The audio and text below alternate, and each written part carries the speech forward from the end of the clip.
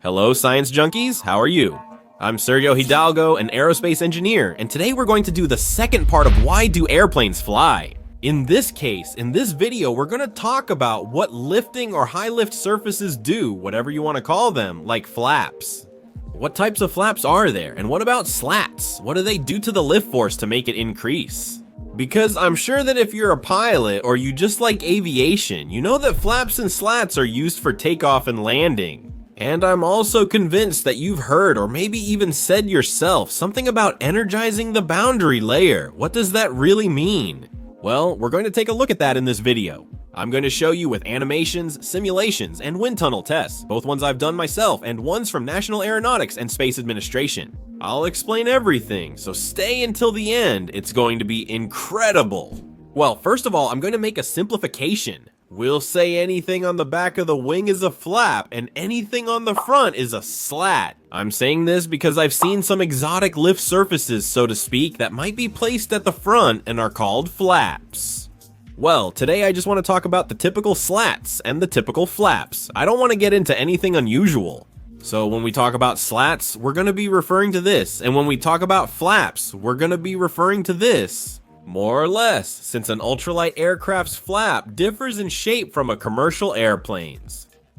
The types of flaps can more or less be summarized in these four: plain flap, split flap, Fowler flap, and slotted flap. Then, for example, there are variations. For example, the slotted flap can be double or even triple, but the essence is that it's a slotted flap. So, let's look at them one by one. The plain flap. Basically, what they do is like cutting off the last part of the airfoil and simply allowing it to rotate. What this does is give the airfoil a false appearance of actually having more camber, more curvature than it really has. And this makes the lift force increase. This system is widely used in very small airplanes, such as ultralights, but it is not used in commercial airplanes like the A320, A330, or Boeing 737, for example. Then we have the split flap, which is super famous because it was used a lot. In fact, it's the type of flap that was used during World War II. It's a bit similar to the plain flap, but the top part is left unaltered. This generates a little more drag force than the plain flap. But the idea is the same, to give a false appearance that the airfoil has more curvature than it actually does.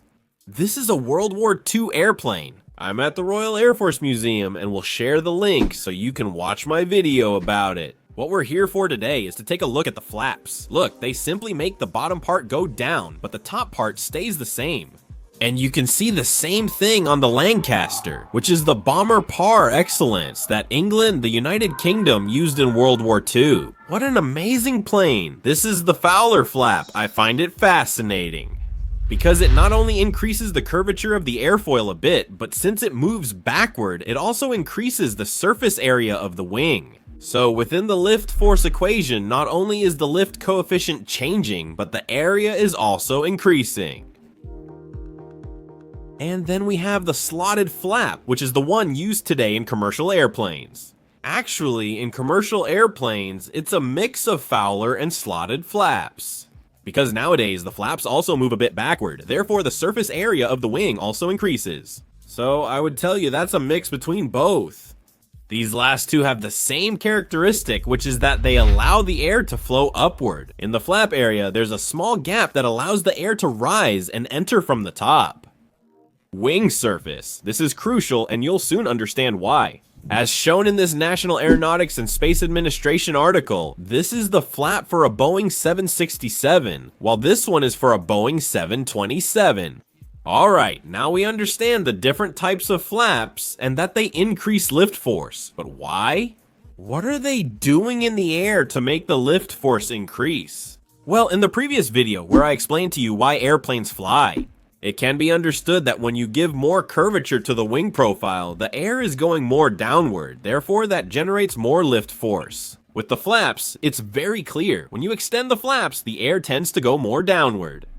That, of course, as I also told you in the other video, is related to the fact that there is a greater difference in pressure.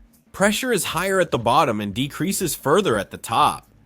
There's something really interesting I haven't seen online. For example, imagine an airfoil moving forward. At the front, there will be a point where all the pressure is concentrated. That's what's known as the stagnation point. Well, this point in real life is what we usually represent with the typical waves, with the typical Doppler effect. When an object moves forward, the waves in front of the object get compressed. That's the stagnation point. Interestingly, increasing the angle of attack or extending the flaps affects this, which for all practical purposes have pretty much the same effect. Well, you can see in this simulation how the stagnation point moves and starts to go underneath the airfoil.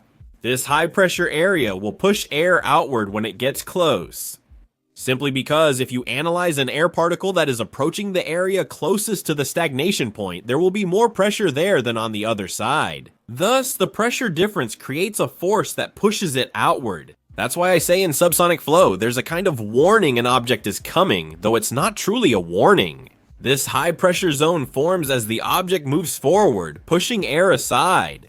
There's no warning, of course. This doesn't occur at supersonic speed since the plane moves faster than the waves. Therefore, that pressure gradient can't form and the air would actually collide with the object. Interestingly, when we extend the flap, the stagnation point moves slightly underneath. The paths that the air is taking change radically. For example, National Aeronautics and Space Administration demonstrated this in a wind tunnel experiment, that when they start moving the flap, the trajectory of the air changes. The air, which hasn't even reached the wing yet, changes direction, and this is because the entire pressure distribution around the wing is changing. But really, how much does the lift force increase by using flaps? For example, this is shown in a National Aeronautics and Space Administration study from years ago, comparing airfoil behavior with and without flaps. And if we look at the lift coefficient curve with respect to the angle of attack, when we use flaps, the lift coefficient increases quite a bit. It's higher, but we can see that in this case, the airfoil stalls earlier at a lower angle of attack. And that's where slats come into play, which will more or less extend the curve in this way. This will let the airfoil use flaps, increasing the lift force, and by using the slats, you increase the lift force a little more, and also make the stall happen later. Why? It's due to the usual claim about energizing the boundary layer, but what does that actually mean? Well, as I told you in the previous video, when you give too much angle of attack to a wing, the air on the upper side separates. Everybody knows this, but the reason why the air separates is because it's losing speed. There's a point where it slows down too much, can't stay attached, and separates completely.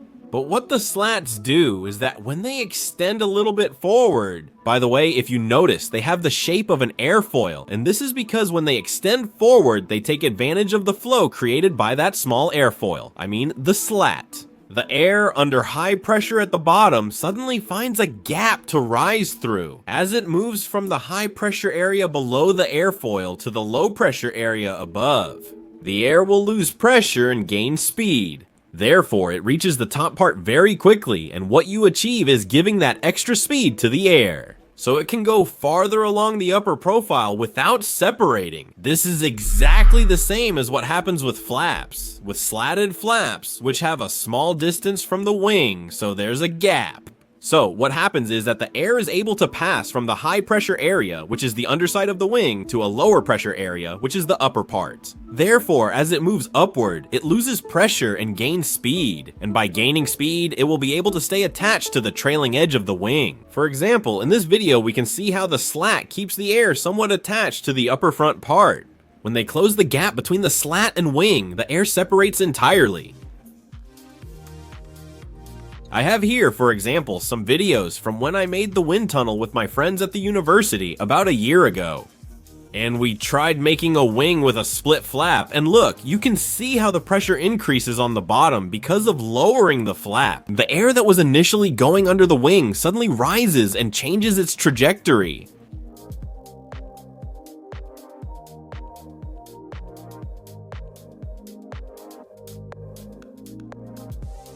So just to make it clear for you, the last two types of flaps are the slotted flap and the Fowler flap. What they're going to do is increase the lift force. Of course they're flaps, but they also delay the stall by energizing the boundary layer above the airfoil. Just like slats, however, the first two types of flaps, the plain flap and the split flap, are not going to delay the stall. Actually, it's the opposite. You'll stall sooner but create more lift. Of course, not everything is positive about flaps and slats, as I just explained. It increases lift, which is good, but not really, because they're also going to greatly increase drag. The drag. Not only that, but you're also adding more weight to the plane, which might seem insignificant to you, but it's really very important to always reduce the weight as much as possible. If you recall the video where I discussed airplane vortices, I'll leave it for you in the corner. It was very important to keep the lift coefficient more or less under control because it's going to give you more lift, but it's also going to give you more drag force. Just like with vortices, because the higher the lift coefficient, the greater the vortices will be. In other words, the greater the intensity of the vortices. For example, in this image, a plane is using its flaps, and condensation forms at the wingtip.